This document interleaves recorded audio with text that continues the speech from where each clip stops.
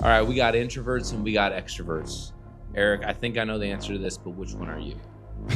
It's funny, no one's ever asked me this on an interview ever before. And I think most people assume that I'm an extrovert. It's funny because I've always naturally been more of an introvert. And most people won't understand this because I'm so bold and so outgoing. So I'll give you an example.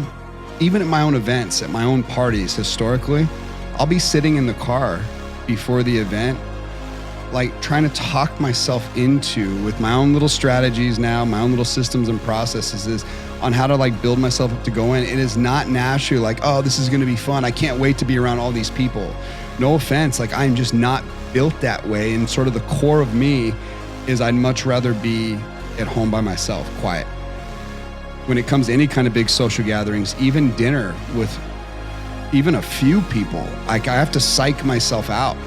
I'm not inclined to be an extrovert at all. It's just not my thing. But here's the key, and I want you guys to hear this. I force myself to go.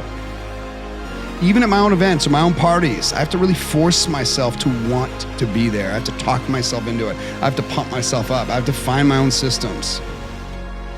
It's over the years that I've realized, as I've gotten further and further into the light especially, these were all the most crucial challenges of my life. These were my biggest dragons. To put myself in these positions where I needed to be seen, to find the types of wins that were gonna speak to my greatest purpose, I was gonna have to be this. But it went even before that.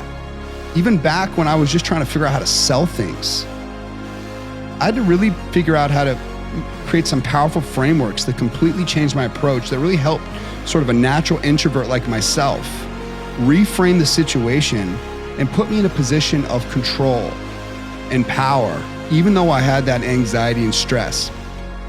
And I really applied this early on when I got into entrepreneurship, especially with sales, or really anywhere in life where it would appear that I'd be bold. I was really tapping into early systems in even my younger years.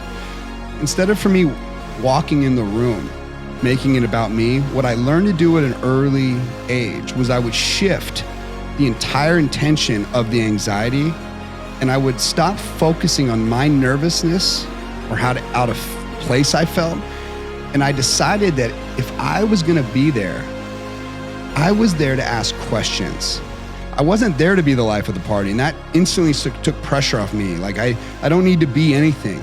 I'm just gonna be the guy that asks questions. I'm just gonna be the guy that learns about other people. When I made it about them, it took the pressure off me, and it just became, I'm the guy that's just gonna interview. That simple reframing changed my life. It actually turned me into one of the best salespeople ever. It really taught me how to qualify buyers through asking a series of questions, and before you know it, I have everything I need right in front of me. I would convert sort of the trust that I would build from the questions that I asked into sort of a natural connection that would always lead to sales in life.